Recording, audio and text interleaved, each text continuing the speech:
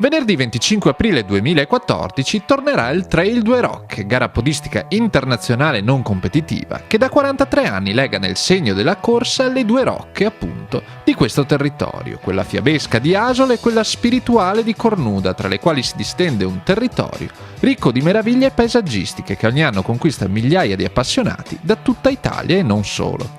Oltre alla passeggiata storica e i percorsi da 6, 12 e 21 km, novità di quest'anno è un inedito trail da 48 km, voluto dal Comitato Due Rocche per ampliare l'offerta sportiva e arricchire ulteriormente il panorama di questa suggestiva corsa. Quest'anno, lo dico così semplicemente, abbiamo fatto 100. Non l'abbiamo neanche fatto apposta, ma se sommiamo tutti i percorsi, ben 5 percorsi, raggiungiamo la quota 100 km.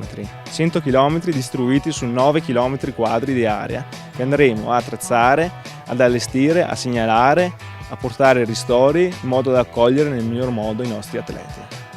Un nuovo percorso, 48 km trail, 48 km che vogliono far conoscere il territorio, dai colli asolani fino ai colli cornudesi. Un territorio che è interessato da una vastità immensa di paesaggi, luoghi splendidi dal punto di vista culturale e storico. Vogliamo farvi correre immersi nella natura e farvi apprezzare tutte quelle cose che normalmente forse non vi accorgete. E anche grazie all'amministrazione locali che danno la possibilità e il modo di recuperare questi splendidi luoghi. Negli ultimi 6-7 anni qui a Cornuda sono arrivati a correre quasi 25.000 atleti. Oggi la gara all'ultima edizione ha superato le 4.000 presenze. Ovviamente è un evento, no? Quindi c'è un village sportivo.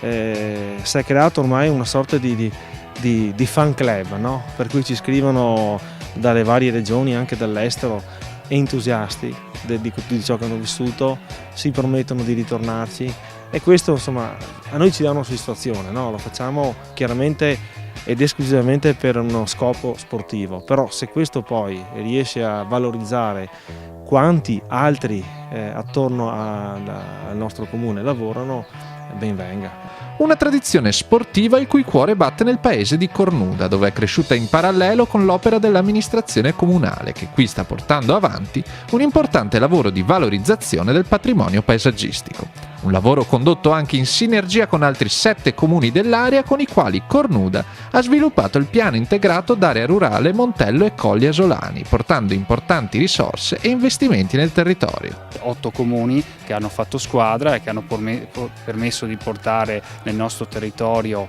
dei finanziamenti europei, in pratica con 2 milioni e 100 mila euro di finanziamenti pubblici riusciamo a muovere 4 milioni e mezzo di interventi sul territorio e naturalmente valorizzare quello che è l'aspetto ambientale, storico e culturale del Montello e dei Colli Asolani. C'è un intervento privato che è quello della sistemazione del campanile del santuario della Madonna della Rocca, che è il principale santuario mariano della diocesi di Treviso. Ci sono interventi che riguardano la cosiddetta Casa delle Guardie, che è un luogo attualmente in uso al gruppo scout di Cornuda e che richiama presenze anche lì importanti sul nostro territorio, pari a 1500 persone ogni anno, naturalmente scout che vengono a Cornuda e vengono in particolar modo nel bosco del Fagarè, oppure la sistemazione delle trincee, delle trincee del cosiddetto sentiero delle trincee del Padre Nostro, che sono 2 importanti settori nell'ambito collinare. Sono trincee naturalmente importanti da valorizzare anche perché siamo in un contesto ormai temporale che ci richiama agli eventi al centenario, insomma, degli eventi della Grande Guerra.